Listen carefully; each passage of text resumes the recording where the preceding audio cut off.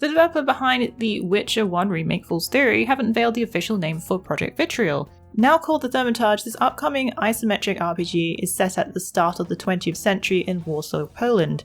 The area, which is situated near the centre of Europe, has a mix of people from all walks of life. However, with the influx of people comes both the good and the bad. Both crime and luxury are mixed up here in equal measure, this being the setting for the new IP. The recent trailer goes over the danger of current Warsaw, which includes supernatural creatures known as Salutors. These demonic entities live amongst us, though are invisible to the eye. They influence humans and events behind the scenes, ever present yet remain unseen. This leads to a solution of a specially trained type of human that can sniff out these dangerous fiends called Thaumaturges. The isometric title is a turn-based RPG set to have branching storylines and will be a morally ambiguous narrative-driven RPG. Thaumaturge stems from the Greek word for someone who can conduct supernatural events, so expect plenty of otherworldly themes in this upcoming title. As with all news mentioned in this video, if you want to get the full details, simply head to the link in the description below this video. Last week we had news that players can begin to explore the Forgotten Realms in full as soon as August 31st. Baldur's Gate 3 was announced to be coming to both PS5 and PC this August upon full launch. However, this left Xbox fans wondering, hey, where's our version? Well, developer Larian Studios gave a slight update on this matter. Larian shared in a post on the official Baldur's Gate 3 Reddit that an Xbox version of Baldur's Gate 3 has been in the works for some time. Baldur's Gate 3 is designed to be played not only as a solo game, but with co-op. This means offering players a split-screen experience when teaming up with their favourite adventurer. However, this has led to some technical issues for the Xbox version. They confirmed that there is no platform exclusivity and they would share if it is technically possible when they know more. They are continuing to hammer out the problems they have encountered and will be ready to announce if and when they can release an Xbox version as soon as they know. An updated version of The Outer Worlds is coming this March 7th with the Space's Choice Edition. It will be released for newer platforms, PlayStation 5, Xbox Series X and S, as well as PC. This upgraded version will enhance the overall experience with those on newer consoles as well as add new features. This new and improved version sets to include both the base game and all the downloadable content in one neat package. This bundles together Murder on Eridanus and Peril on Gorgon. It also features high-resolution graphics, a dynamic weather system, overhauled lighting and environments. Players can also enjoy improved performance and load times, enhanced details on characters, and increased level cap and more. Good news for those who already own The Outer Worlds and all downloadable content on Xbox One, PS4 and PC, as you won't need to buy a brand new copy to enjoy these features. An upgrade to the Space's Choice Edition will be available for $9.99. For those purchasing for the first time though, the full edition is priced at $59.99. If you haven't had a chance to check out the game yet, now's a great time as this enhanced upgrade is coming soon. It takes a quirky look at space travel with some Fallout inspiration and is very much an engaging RPG. We called it a unique space adventure of your own making in our review. If you're adventuring through Halcyon, be sure to drop by our The Outer Worlds wiki. And for the biggest news this week, the announcement of the expansion for Elden Ring called Shadow of the ErdTree. This news seemingly coming out of nowhere and announced in a very low-key fashion. But that's all FromSoft really needs to do in order to blow up social media, and excited fans want to know more, of course. The title just celebrated its first year anniversary, and this was a good time as any to reveal that a DLC would be coming. While the news wasn't only accompanied by a single image, there was a lot to unpack there. We have a whole video you can watch which goes over what you can expect from the expansion and when we predict it will release. As you probably know by now, Elden Ring has had a stellar year. Just last week we covered its 20 million units sold milestone and its many accolades. Be sure to bookmark our Elden Ring wiki if you want all the latest on the game. The Gates of Sanctuary will open once again in just a few weeks' time. Blizzard will release 2 beta periods for fans of the highly acclaimed action RPG franchise. While last week we went over the beta dates and the requirements to access them, this week we got more details on classes and beta rewards. Players who want to join the first beta, which requires you to pre-order the game, will have a choice of 3 classes: the Barbarian, Rogue and Sorcerer. The following weekend everyone will be able to access and try out all classes including Druid and Necromancer. Players who reach the first act's main city hub, Koyavasht, will be getting the initial casualty title, while those who get to level 20 will obtain the early Voyager title. This little wolf pup cosmetic will be carryable on your back. Aww. As we gear up to the beta release, don't forget to check out our latest class guide video, and for more details about the open beta, check out our Everything You Need to Know guide over on Fextralife.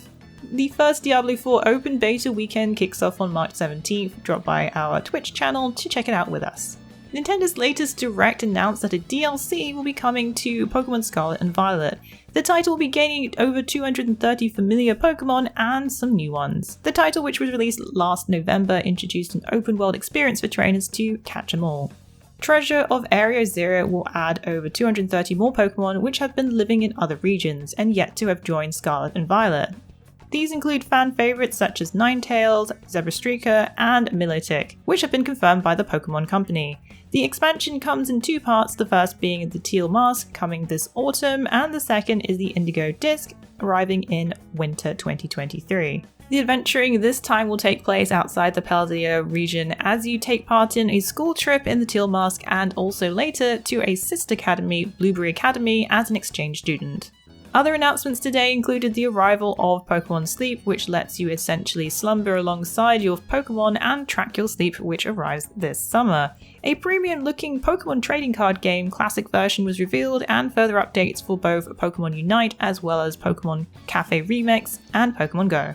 The arrival of Final Fantasy XVI is now just a few months away, launching on June 22nd. New details have emerged from the development team, who shared some insight into the game on the Japanese PlayStation blog.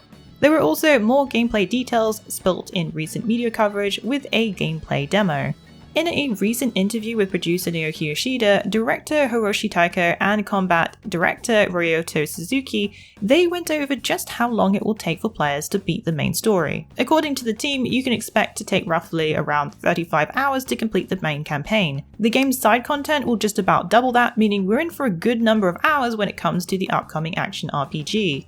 Yoshida also helped to clear up concerns about the PC version. Back in January, the producer commented that fans should just pick up a PlayStation 5 version. However, in the recent interview with Yoshida, he doubled down that the PlayStation 5 is a timed exclusive and the team are interested in making a PC port.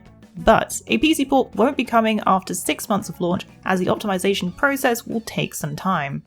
We also got some new details on the difficulty of the game. While Final Fantasy XVI won't have the traditional difficulty modes, there will be a choice between a story-focused mode and an action-focused mode. The difference being that the story-focused one will be gaining timely rings from the beginning of the game.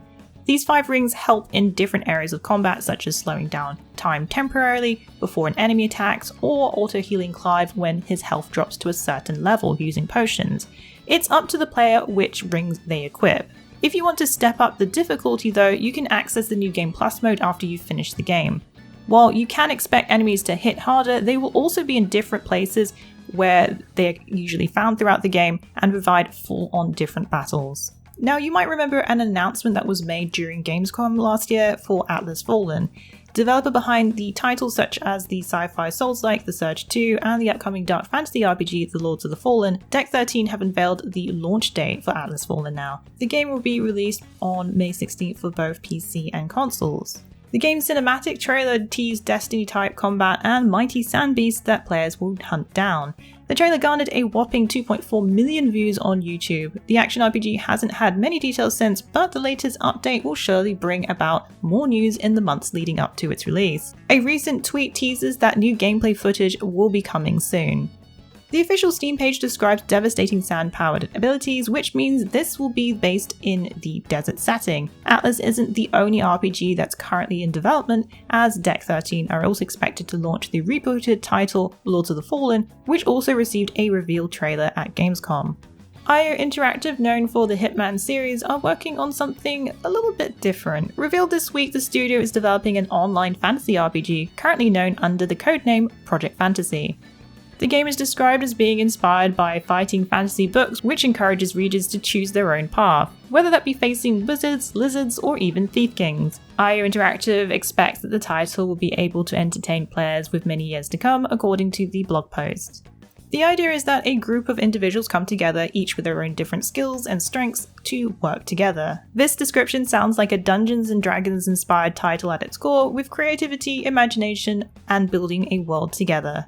The online element has us intrigued as whether this is purely a party team-up or something more MMO.